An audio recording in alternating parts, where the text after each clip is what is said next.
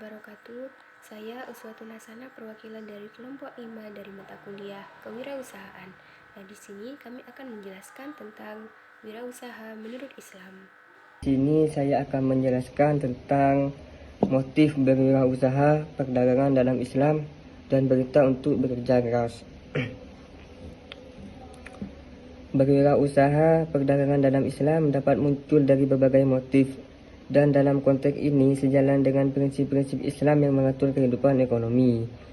Beberapa motif utama yang mendorong berwirausaha perdagangan dalam Islam melibatkan tiga macam. Yang pertama, pemberdayaan ekonomi. Pemberdayaan ekonomi adalah wirausaha perdagangan diharapkan dapat memberdayakan ekonomi masyarakat dengan menciptakan lapangan kerja dan memperkaya sumber daya ekonomi. Yang kedua, penerapan prinsip syariah. Penerapan prinsip syariah adalah wirausaha perdagangan yang dijalankan sesuai dengan prinsip-prinsip syariah, termasuk transparansi, keadilan dalam transaksi, dan menghindari praktik riba, akan mendapatkan keberkahan dan kelimpahan dari perspektif Islam. Yang ketiga, pengentasan kemiskinan. Pengentasan kemiskinan adalah melalui aktivitas perdagangan, wirausaha dapat berkontribusi pada pengentasan kemiskinan dengan menciptakan peluang ekonomi bagi individu dan komunitas yang lebih luas. Dan saya pernah membaca hadis yang berbunyi 9 dari 10 pintu rezeki itu ada di perdagangan. Perintah untuk bekerja keras. Dalam Islam, perintah untuk bekerja keras dan berusaha tercermin dalam konsep istiqomah atau berkonsistensi dalam berusaha. Beberapa ayat dalam Al-Quran menekankan pentingnya bekerja keras dan bermaksud baik dalam aktivitas ekonomi. Dan hendaklah kamu berlaku adil, sesungguhnya Allah menyukai orang-orang yang berlaku adil. Surat Ar-Hujurat. Dan janganlah kamu memakan harta sesamamu dengan cara yang batil. Dan janganlah kamu menyuapkan kepada para hakim dengan maksud agar kamu dapat memakan sebagian dari harta manusia itu dengan dosa, padahal kamu mengetahuinya. Surat Al-Baqarah. Dengan demikian, wirausaha perdagangan dalam Islam harus dijalankan dengan iktikad baik, menghindari praktek yang merugikan, dan mematuhi nilai-nilai etika bisnis Islam. Selanjutnya saya akan menjelaskan tentang manajemen utang piutang. Manajemen utang piutang melibatkan strategi pengelolaan kewajiban dan hak dalam suatu bisnis dalam konteks manajemen utang. Nah, untuk pengelolaan utang ada 3 poin yang harus kita perhatikan. Yang pertama adalah penting untuk memantau dan mengelola utang dengan bijak. Yang kedua adalah perencanaan pembayaran utang harus sesuai dengan arus kas perusahaan.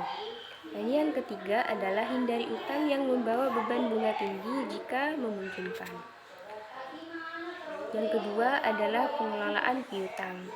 Di sini juga ada 3 poin yang harus kita perhatikan.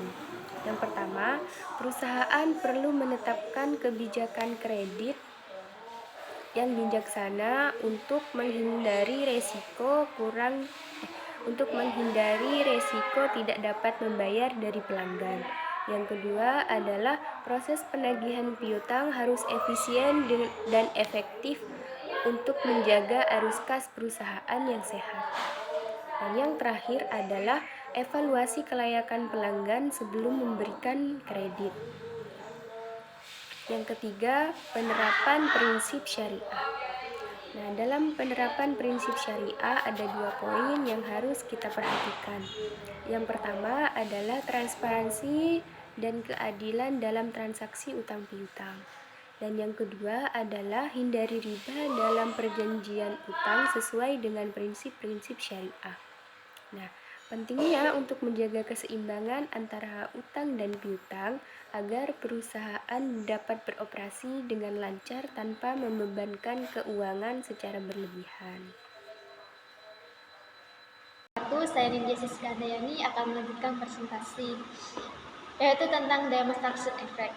Demonstrasi efek dalam konteks ekonomi dapat menjadi salah satu penyebab modal menjadi beku.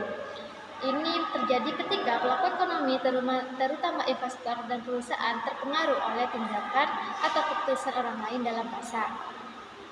Beberapa cara di mana demonstrasi efek dapat menyebabkan modal menjadi beku, yang melibatkan diantaranya: 1. Kurangnya kepercayaan investor.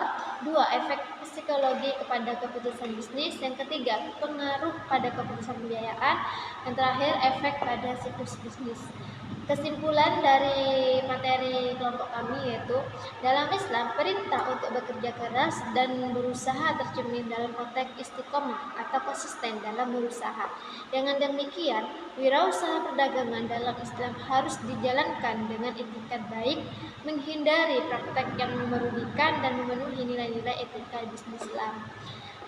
Proses penagihan piutang harus efisien dan efektif untuk menjadi arus kas yang sehat. Penting untuk memahami bagaimana demonstrasi efek dapat mempengaruhi keputusan ekonomi dan bagaimana intervensi yang tepat dapat dilakukan untuk mencegah atau mengatasi pembekuan modal. Sekian dari saya. Assalamualaikum warahmatullahi wabarakatuh.